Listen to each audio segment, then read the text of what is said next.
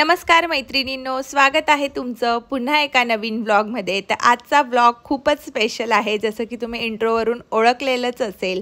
तर आजचा व्लॉग आहे हा पारायणाच्या तयारीचा आणि पारायणाच्या पहिल्या दिवसाचा। तर गुरुपौर्णिमेच्या आधी मी पारायण करणार होते की समाप्ती माझी गुरुपौर्णिमेच्या दिवशी येईल, बट काही कारणांमुळे ते शक्य नव्हतं, सो म्हणून लवकर पारायण सुरू करायचे आहे। तर हा पारायणाच्या आधी मी काय काय साफसफाई वगैरे करते ते सगळं आजच्या व्हिडिओमध्ये तुम्हाला दाखवणार आहे। आणि पारायणाच्या मांडणीपासून तर उद्यापनापर्यंत 5-6 जे व्हिडिओ आहेत पारायणाच्या दिवसांमधले ते ऑलरेडी अपलोड केलेले आहेत, ज्यांचे लिंक्स डिस्क्रिप्शन बॉक्समध्ये असतील। सो ते ऑलरेडी अपलोड केलेलं आहे, म्हणून आता या पारायणाच्या वेळेस जरा वेगळा कॉन्टेंट आहे की मी कसं क्लिनिंग करते, कशी पारायणाची माझी तयारी असते।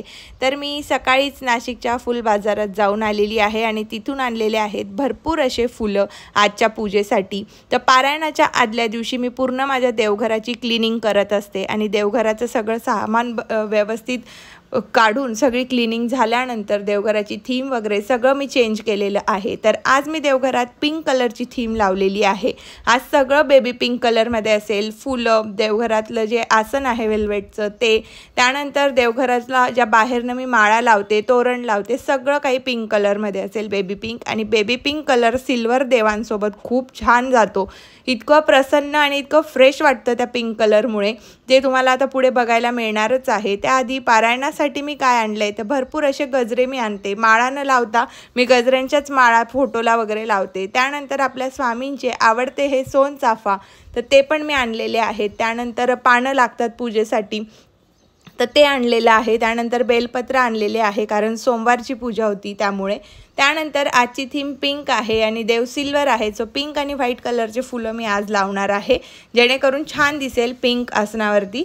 सो त्यामुळे तर हे सगळे मी कट करून व्यवस्थित अशा ह्या ऑर्गनायझर्समध्ये ठेवत असते। फुलांसाठी हे ऑर्गनायझर्स अगदी बेस्ट आहेत।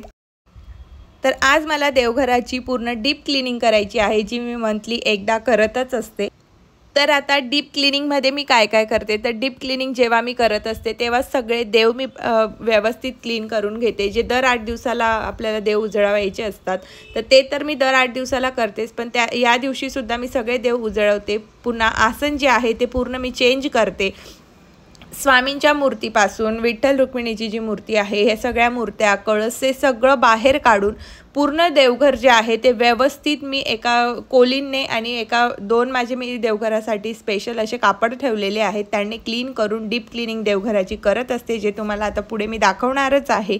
त्याआधी बघूयात, आज देवघराची पिंक थीम आहे। पुन्हा पारायणासाठी भरपूर असे आसन लागणार आहेत, कापड लागणार आहेत।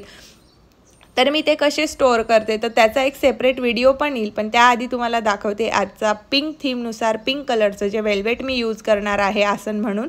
तर ते हे मटेरियल आहे, खूप सुंदर हा बेबी पिंक कलर आहे आणि मला हाच शेड खूप आवडतो पिंकमधला, तर तो पिंक कलरचा शेड मी आज ठेवणार आहे। त्यानंतर येलो कलर लागणार आहे स्वामींच्या पारायणासाठी, सो पारायणासाठी येलो कलरचं वेल्वेटचं फॅब्रिक मी घेतलेलं आहे। त्यानंतर मग अजून माझ्या नीडनुसार मला जे जे लागणार आहे, तर हे सगळे जे आसन आहे जे देवघरासाठी 1 मीटर माझ्या देवघराला लागत असतं, तर जे देवघरासाठी मी घेतलेले आहेत, पूजेसाठी घेतलेले आहेत, तर मी हे अशा टाईपच्या फॅब्रिकवाल्या ऑर्गनायझर्समध्ये ऑर्गनाईज करत असते आणि खूप व्यवस्थित राहतात, खूप दिवस टिकतात आणि छान असं तुम्हाला ऑर्गनाईज करूनही ठेवता येतं।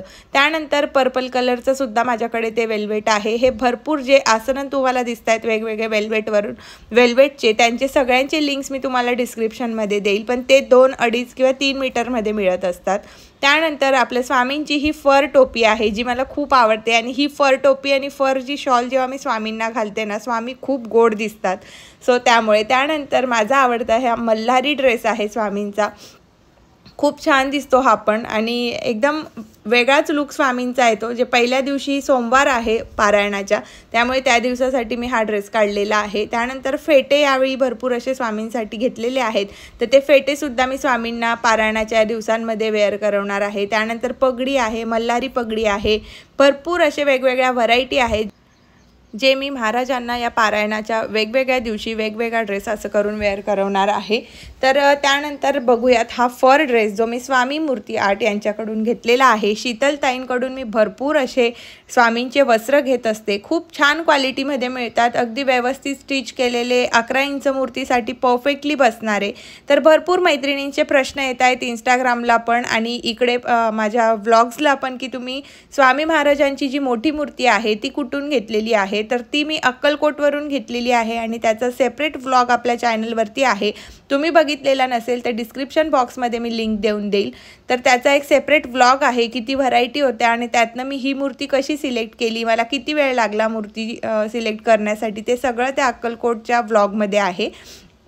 त्यानंतर मूर्तीची किंमत विचारलेली आहे भरपूर अशा जणींनी, तर स्वामींची किंमत मी व्हिडिओमध्ये नाही सांगू शकत आणि मी तिथेही खूप काही अशी किंमत केलेली नाही, जी मला दुकानदाराने सांगितली ती मी दिलेली आहे। तर तुम्ही जेव्हा घ्यायला जाल तेव्हा तुम्हाला किंमत कळेलच, म्हणून मी व्हिडिओमध्ये किंमत सांगणार नाही आहे। त्यानंतर स्वामींचे वस्त्र कसे रचलेले आहेत ते तुम्ही बघितलं। आता बघूयात स्वामींचे हे सुंदर असे फेटे। तर एक फेटा आहे तो खूप लूज आहे आणि एक जो आहे तो कानांच्या वरनं होतो, दोघं छान आहे, दोघांच्या फिटिंग परफेक्ट आहे। तर आज मी पिंक कलरची थीम ठेवलेली आहे देवघरात, सो त्यामुळे पिंक कलरचं ठेवणार आहे। तर जेव्हाही आपण पारायणाला सुरुवात करतो ना, तर स्वामींचे वस्त्र वगैरे जर तुमच्याकडे मोठी मूर्ती असेल जी तुम्ही पारायणाच्या मांडणीत ठेवणार असाल तर ते सगळं आधीच काढून घ्यायचं, मी जसं काढलेलं आहे। त्यानंतर आजची थीम पिंक आहे म्हणून या पिंक कलरच्या माळा, अतिशय सुंदर असा पिंक आणि व्हाईट कलरच्या माळा आहेत, प्रीमियम क्वालिटीच्या आहेत, थोड्या महाग आहेत बट खूप छान आहेत। लिंक याची सुद्धा डिस्क्रिप्शन बॉक्समध्ये असेल। चला तर मैत्रिणींनो आता देवघर क्लीन करायला घेऊयात। तर देवघर मी आता संपूर्णपणे एम्प्टी केलेला आहे, तुम्ही बघू शकतात पूर्णपणे। भरपूर अशा मैत्रिणींना माझं देवघर बघायचं आहे पूर्ण असं, जेव्हा मी सगळे देव वगैरे काढून क्लीन केल्यानंतर जेव्हा पूर्ण मोकळं असतं तर पायऱ्या किती आहेत, साईज काय आहे। तर देवघराची साईज ही ऑलरेडी देवघर जे आहे, जो रूम आहे तो छोटा, तो ऑलरेडी रेडी होता आमच्या फ्लॅटमध्ये, आम्ही फक्त त्याला डेकोरेट करून एक देवघर असं छान बनवून घेतलेलं आहे। तर ती स्पेस जी आहे ती काय आम्ही मोजून मापून केलेली नाही, त्या रूमनुसार आम्ही केलेलं आहे। तर देवघरासाठी तेवढी जागा ऑलरेडीच फ्लॅटमध्ये होती आणि त्यानुसार मग मी, माझ्याकडे खंडेराव आहेत त्यामुळे मी पायऱ्या त्यानुसार करून घेतलेल्या आहेत। मला वरती सगळ्यात मोठी पायरी हवी होती जिथे मी एक मोठी मूर्ती ठेवू शकेल, स्वामींची मूर्ती येईल हे तर कधी स्वप्नातही विचार केलेला नव्हता, बट मी त्याआधीच हे सगळं असं करून ठेवलेलं आणि अचानक नकळतपणे ते घडून गेलं। सो मी देवघरासाठी माझे 2-3 असे स्पेशल कापड आहेत जे मी ब्लिंकिटवरून मागवून ठेवलेले आहेत, खूप सॉफ्ट आहेत आणि इझिली हे सगळं क्लीन होतं। माझं देवघर जितकं तुम्हाला क्लीन आणि जितकं व्हाईट दिसतं ना, तर तितकाच त्याचा मेंटेनन्स खूप हाय आहे। खूप धूळ होते आणि व्हाईट कलरवर जेव्हा धूळ येते ना ती पटकन व्हिजिबल होते, कारण खूप जास्त धूळ झाल्यामुळे ना ते लगेच डल वाटायला लागतं, म्हणून मला हे मंथली एकदा तरी अशी डीप क्लिनिंग करावी लागते व्यवस्थित। तर त्या पद्धतीने केलेली आहे। आता केल्यानंतर मी डायरेक्ट श्रावणात क्लीन करणार आहे पूर्ण डीप क्लिनिंग, कारण आज खूप जास्त क्लिनिंग झालेली आहे। हे एक एक जे तुम्हाला पाकळ्या कळ्या दिसत आहेत ओमच्या साईडने, या एक एक मला क्लीन करायला लागतात, आधी ओल्या कापडाने नंतर कोरड्या कापडाने, कारण ओल्या कापडाने पुसलं तर त्याचे डाग लाईट लावल्यानंतर लगेच दिसतात वाळल्यावर। सो इतकी जास्त हाय मेंटेनन्स माझ्या या व्हाईट कलरच्या देवघराचा आहे। भरपूर जणांना वाटतं देवघर खूप छान आहे, खूप सुंदर आहे, खूप क्लीन आहे, पण ते मेंटेन करण्यामागची माझी काय मेहनत आहे हे फक्त मलाच माहिती आहे। छान असं पिंक कलरचं वेल्वेटचं फॅब्रिक मी टाकलेलं आहे, तुम्ही बघू शकतात किती सुंदर वाटतं हे फॅब्रिक आसन म्हणून, अतिशय छान, अतिशय सुंदर असा हा पिंक कलर आहे। त्यानंतर मग आता स्वामींचं पाठ, स्वामींची मूर्ती, स्वामींचा शृंगार आधी होतो, मग सगळी देवपूजा होते। सो मला आता हे सवय झालेली आहे। सगळं काही क्लीन झाल्यानंतर आधी मी स्वामींची मूर्ती, स्वामींचा संपूर्ण शृंगार, स्वामींच्या माळा, फेटे, स्वामींचे वस्त्र हे सगळं मी आधी करते आणि मगच देवपूजेला मी सुरुवात करत असते। तर इथं बघू शकतात स्वामींची मूर्ती जी आहे ती अगदी व्यवस्थित क्लीन केलेली आहे आणि स्वामींच्या मूर्तीसाठी सेपरेट येलो कलरचा मी हे कापड ठेवलेलं आहे रुमाल, जेणेकरून स्वामींची मूर्ती अतिशय व्यवस्थित मी क्लीन करेल। त्यानंतर सगळ्यात महत्त्वाचं काम ते म्हणजे आजच्या या माळा लावणं। तर मी ह्या माळा लावून घेतलेल्या आहेत, खूप सुंदर या माळा आहेत। ह्या कलरमुळे ना माझ्या देवघरात एक वेगळीच ब्राईटनेस आलेला आहे आणि खूप छान दिसतंय। येलो लाईट जो आहे त्यामध्ये हे सगळे पिंक कलरचे फुलं वगैरे खूप छान वाटतंय। तर अशा पद्धतीने ह्या माळा वगैरे मी सोडल्या। त्यानंतर ह्या 2 माळांचं मला तोरण करायचं आहे, ते मी नंतर केलेलं आहे। तर अशा पद्धतीने इथे देवांची मांडणी झालेली आहे। मांडणी केल्यानंतर डिरेक्टली तुम्हाला दाखवते। त्यानंतर मग स्वामींना हे छान छान असे पिंक कलरचे फुलं, आज सगळे देवघरात पिंक कलरची थीम असल्यामुळे गुलाबही बेबी पिंक कलरचे मी आणलेले आहेत। ह्या गोष्टी ना मी शो ऑफसाठी करत नाही। भरपूर अशा जणींना व्हिडिओ बघितल्यानंतर म्हणत असतील की हे सगळं शो ऑफसाठी आहे किंवा व्हिडिओसाठी आहे किंवा हे सगळं व्ह्यूजसाठी असेल किंवा काहीतरी युनिकनेस दाखवायचा असेल म्हणून असेल, तर हे असं अजिबात नाही आहे। मी एक स्वामी भक्त आहे आणि माझ्या मनात असे विचार येऊच शकत नाही। जे स्वामी भक्त आहेत ते माझं मन व्यवस्थित ओळखू शकतात। तर हे असं नाही आहे, हे मला आधीपासून सवय आणि आता अचानक आली आहे किंवा कोणाचं बघून अचानकच मी इन्फ्लुएन्स झालेली आहे, हे असं नाही आहे। हे मी लहानपणापासून करत आलेली आहे।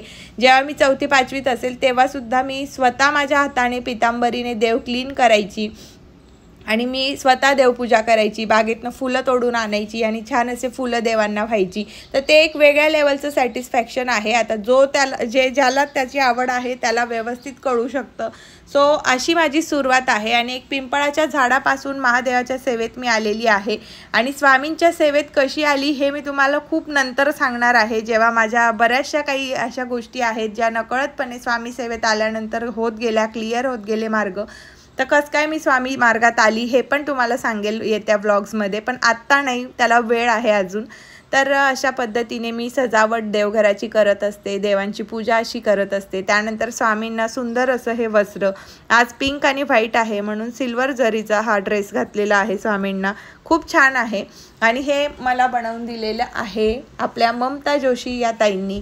तर ममता जोशी ताईंना मी हे सगळे फॅब्रिक्स विथ लेस बॉर्डर हे सगळं मी कुरिअर केलेलं माझ्याकडून आणि त्यांना मी हवं त्या डिझाईनमधून त्यांच्याकडून मी बनवून घेतलेले आहे। ताईंना मी कुठल्याही प्रकारचं मेजरमेंट माप दिलेलं नव्हतं, तरीसुद्धा इतकं सुंदर काम त्यांनी केलेलं आहे। इतके छान छान फेटे, अप्रतिम असे वस्त्र माझ्या स्वामींसाठी बनवून दिले।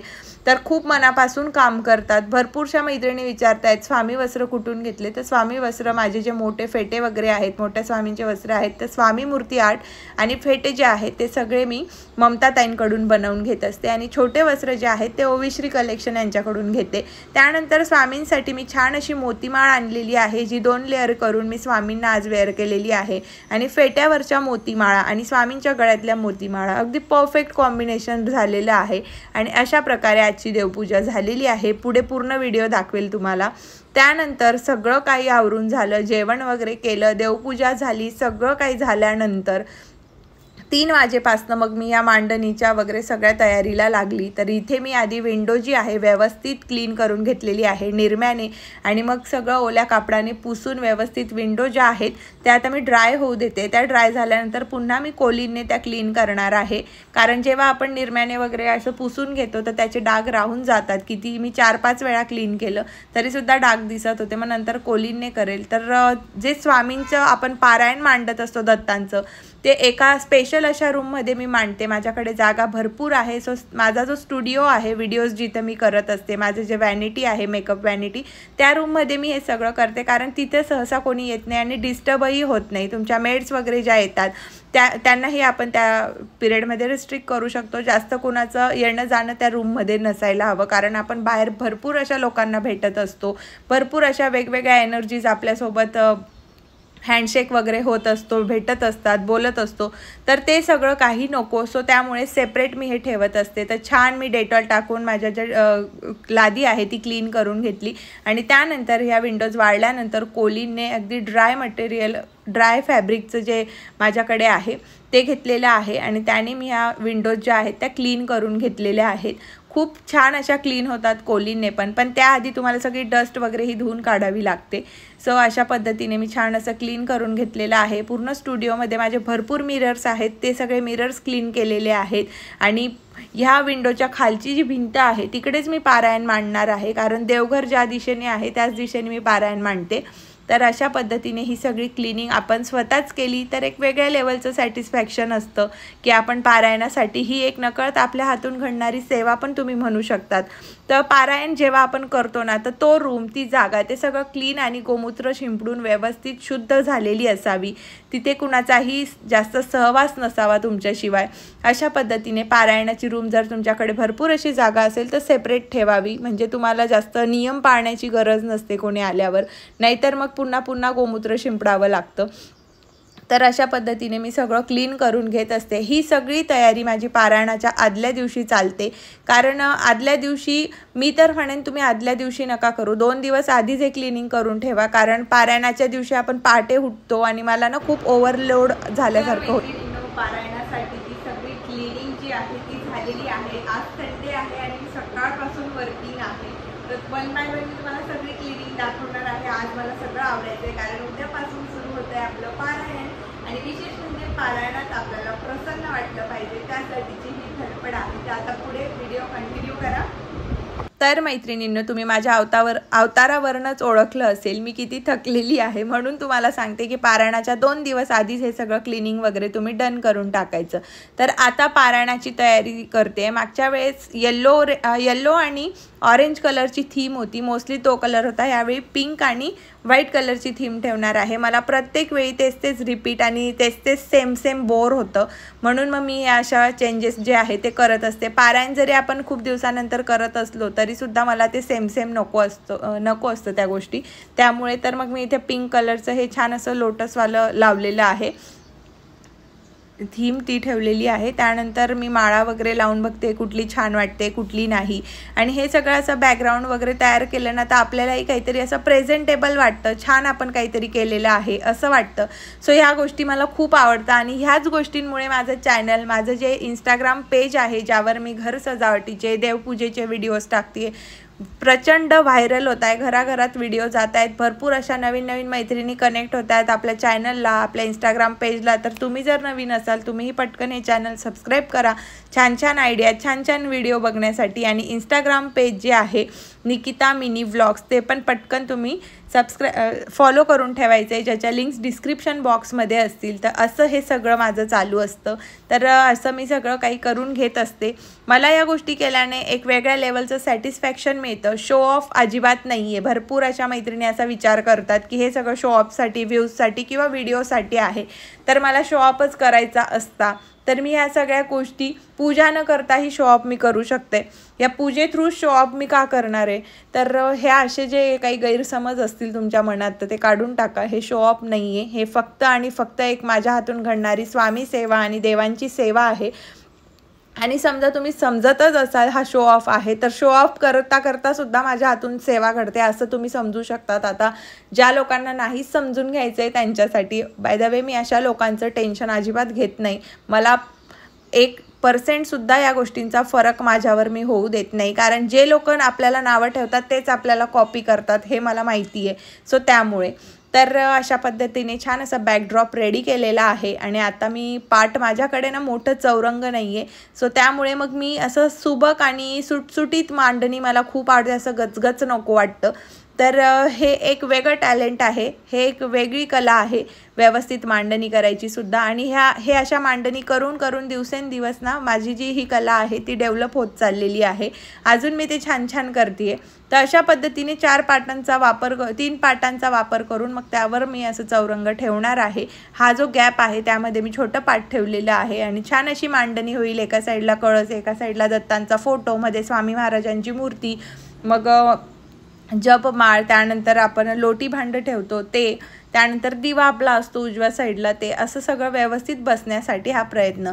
तर आधी मी इथे वेल्वेटचं फॅब्रिक ठेवलेलं मटेरियल, पण ते ना थोडं असं स्लिपरी होतं, मला हे स्लिपरी नको होतं, मग त्यानंतर मी हे चेंज केलेलं आहे। चेंज केल्यानंतर तुम्हाला मी दाखवेलच पारायणाच्या वेळी, बट इथे मी हे लावून ठेवलेलं की येल्लो आणि पर्पल थीम केली तर कशी जाईल, पण ते थोडं डार्क वाटत होतं, फ्रेश नव्हतं वाटत मला बघायला, त्यामुळे मग मी इथे राणी कलर यूज केलेला आहे, जो मागच्या बॅकड्रॉपला सुद्धा मॅच होईल, जो तुम्हाला पुढे बघायला मिळणार आहे।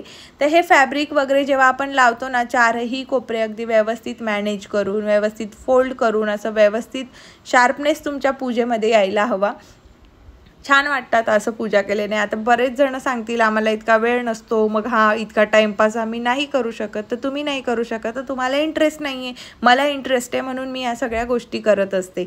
तर चला आजची देवपूजा तुम्हाला दाखवते। आजची पिंक थीम केल्यानंतर माझं देवघर जे आहे ते इतकं प्रसन्न, इतकं सुंदर, इतकं सुबक मांडणी वाटत होती, तर खूप छान वाटत होतं। आणि जेव्हा असं देवघर आपण स्वयंपाक करता करता मी पुन्हा पुन्हा बघत असते, खूप छान वाटतं मला ह्या सगळ्या गोष्टी करायला।